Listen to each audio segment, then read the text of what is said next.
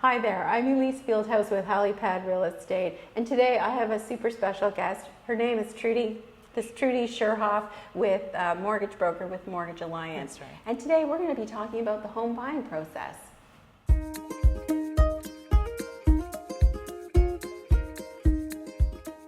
So Trudi, I really admire, I really look to your expertise in the financial process. And I'm wondering if you could educate us and the home buyer out there, what process in terms of pre-qualifying would they need to understand? Absolutely. Well, Elise, thank you so much for the invitation, first of all. Yeah. So basically, there are 4 things that we look for, from a home buyer to make sure that they can qualify to be a home buyer. One of the main things is income. We want to make sure that they are working. It could be a salary, so a month-to-month income. It could be a wage as well. So if they get something weekly, bi-weekly or so forth. It all depends too, because we also want to make sure that the hours are guaranteed.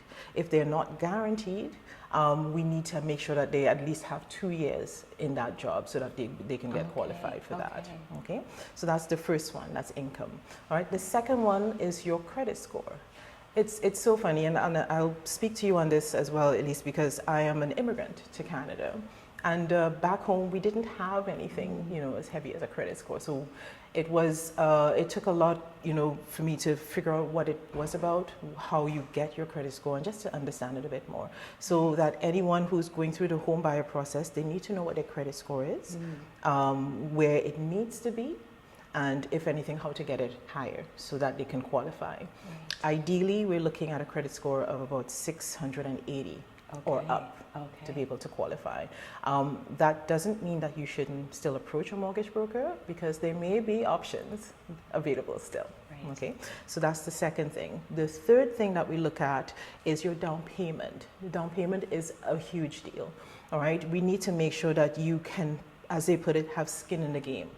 All right, to be able to own a home. All right, the minimum that you're looking at is 5% of down payment.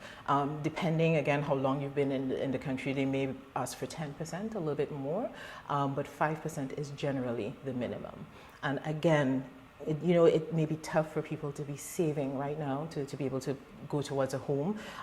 We may be able to have options there for them too. So again, don't dismiss it. Yeah, that's great. Let's talk. That's great advice. Let's talk. Yes, yeah. Absolutely. And finally, we look at the liabilities. Liabilities meaning what debt you have outstanding, what payments do you have besides your mortgage. Okay, so what happens is, and there's a saying I put in there, the higher your liabilities, the less your purchasing power. Okay, so say for example you have a car loan, you have a line of credit that you need to pay back each month. These things will actually take away from your being able to purchase, have a bigger purchasing price basically for your home. So we want to make sure that your liabilities work with the ratios that we have been set out with. And again, that's something that I will be able to do for you. So we encourage, even though it's those 4 things that we look for, still speak with a mortgage broker so that we can figure out how everything fits together. That's amazing. That's so good. So that's great to understand how we can financially secure our pre-qualification for the mortgage. Yes. It also is so helpful, that breaks it down into your monthly payments, what can you afford, and also I think you'd probably lend advice in regards to other costs that would be surrounding the actual acquisition of the home. That's right. So the other things you would want to consider as a home buyer, calculation of the cost to purchase would be, you would want to hire a lawyer to look at your legal concerns, as well as looking over any of your contracts. You would want to acquire property insurance, as well as a home inspection. Thank you so much, Trudi. That is really fantastic advice. And thanks for educating us and walking us through that financial process.